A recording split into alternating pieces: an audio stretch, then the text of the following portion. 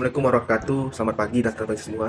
Ya, perkenalkan saya dosen Fakultas UPUSU, Dr. Fajar Kapi Rizky, dosen mata kuliah Klinik Perlindungan Perempuan dan Anak.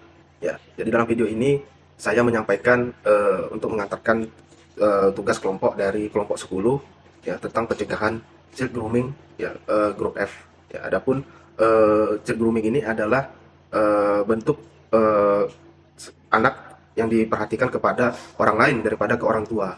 Ya.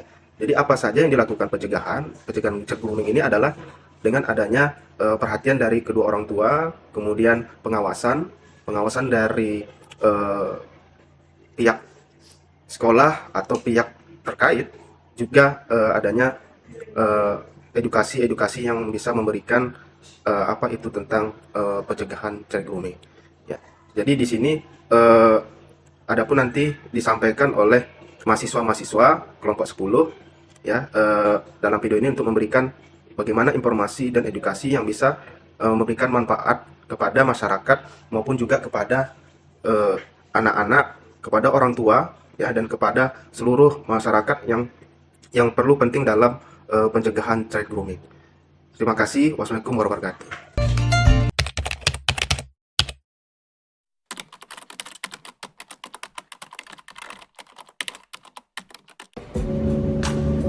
Hai guys, Hai Pak,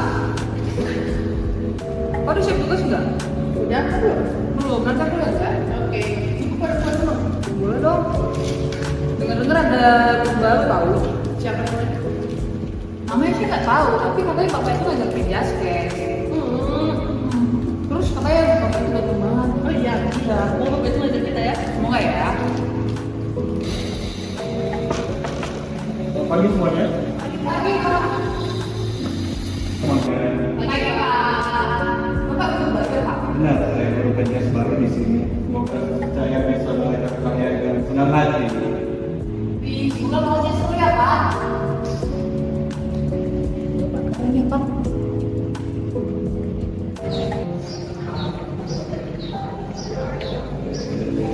Kamu kenapa nak?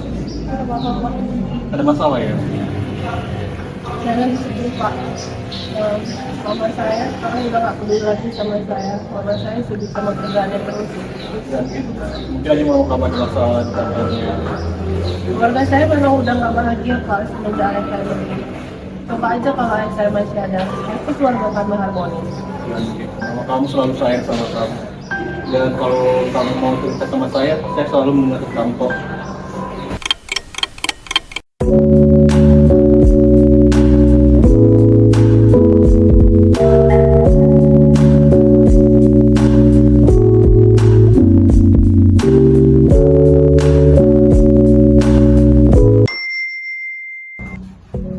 Hah? Pak Randy kenapa perlu aku ya?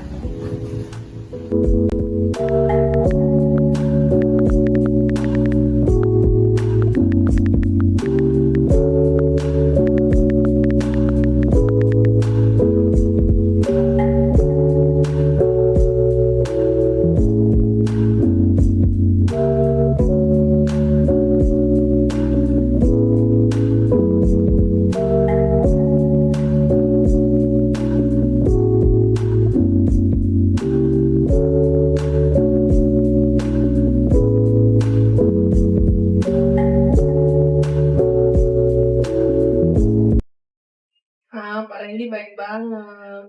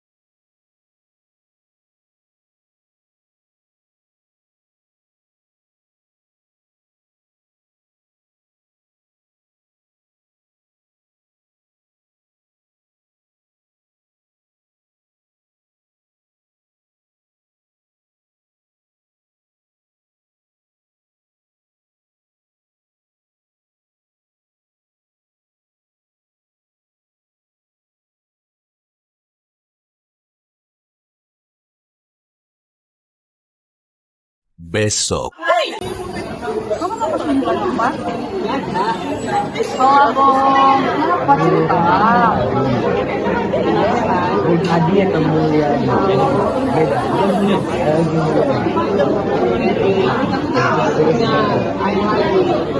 Serius, kau nggak takut dicekin sama Pak?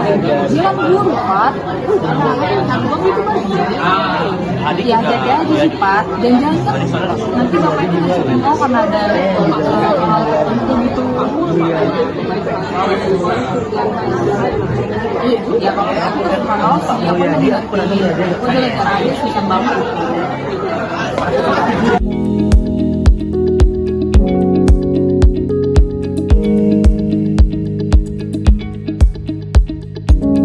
Dua jam kemudian. Baik, pelajaran sudah selesai hari ini. Kelas saya bubarkan dengan Patricia. Silakan duduk di sini. Yang saya omongin. Baik Pak, terima kasih Pak. Ya. Patricia tuh duluan ya. Dadah. Ini nih Pak.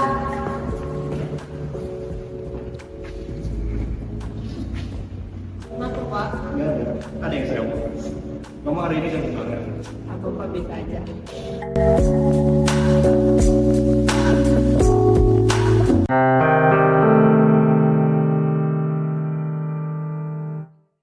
Yang ini kamu udah makan belum? Belum. Mau makan sama saya? Makan. Oke. Ayo.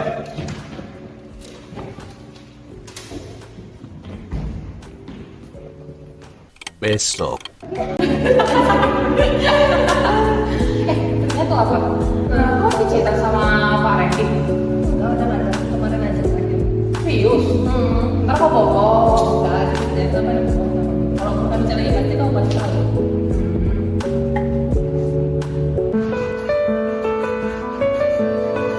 Hai Patricia cantik, kamu lagi ngapain? Lagi tiduran aja Pak sambil main HP. Udah, kalau Bapak? Bapak bisa aja.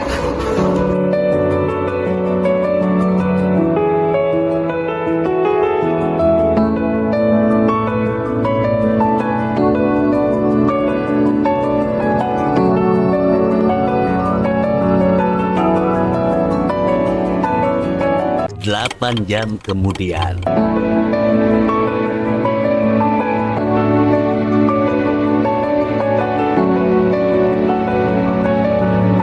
Besok. Nah, bangun nah, udah siap. Nah, ya belum bangun juga. Nah, bangun nah. Patricia, sayang bangun. Nah. Apa ini? Lagi sayang.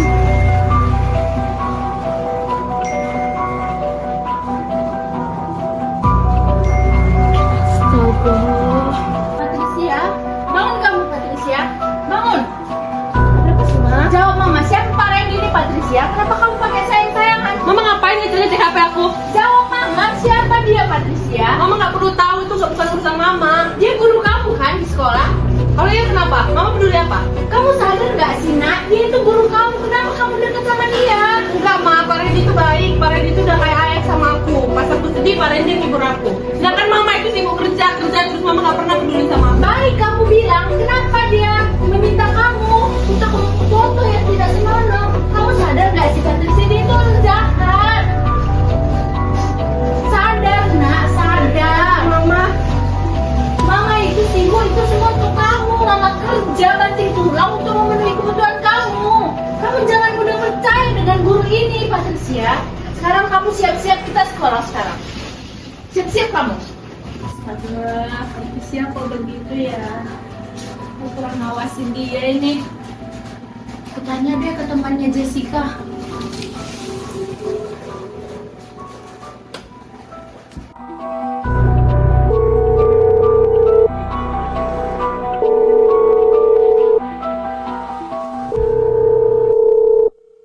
Halo Mbak Jessica.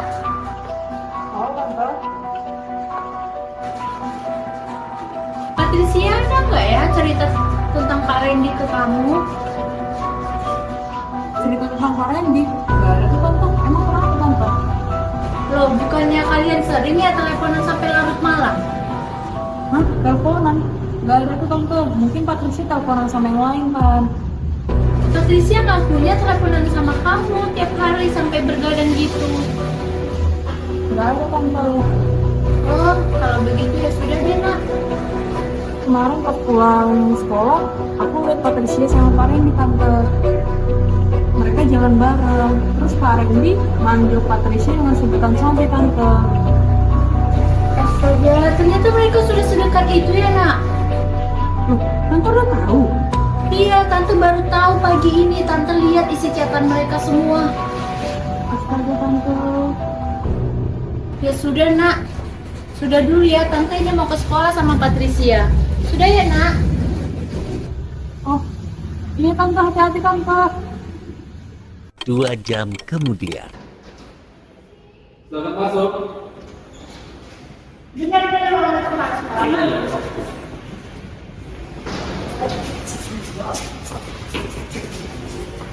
Ada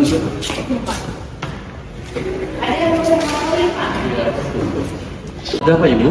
Jadi begini Pak, kedatangan saya karena saya ingin bicara tentang anak saya Pak. Kenapa anak Ibu? Jadi anak saya ini Pak. Jadi begitu ceritanya. Iya Pak, itulah ya kejadian yang menimpa anak saya. Bapak Randy ini emang guru baru sekolah ini Ibu. Sebentar ya, saya telepon Bapak Randy dulu. Halo Pak Randy, ke ruangan saya sekarang. Yes Pak. Yes, sudah masuk. Baik.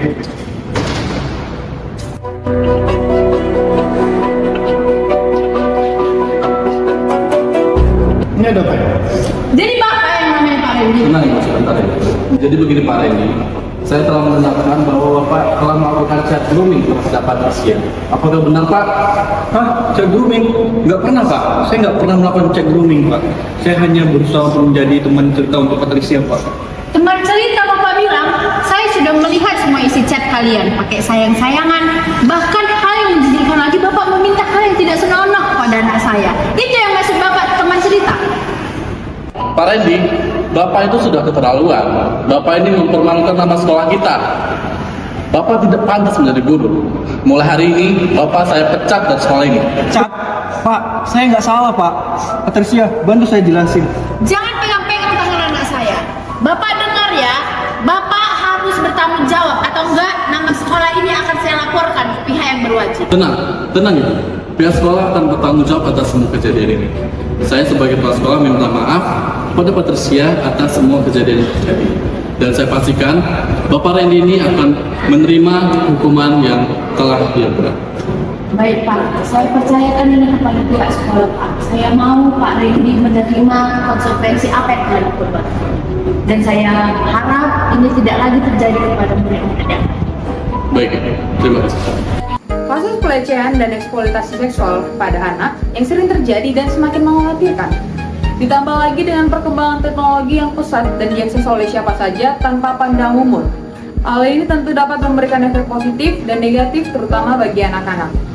Chat grooming merupakan salah satu proses predator seksual anak untuk mempersiapkan korbannya. Pelaku menggunakan kepiawaiannya untuk membangun hubungan dan kepercayaan terhadap targetnya.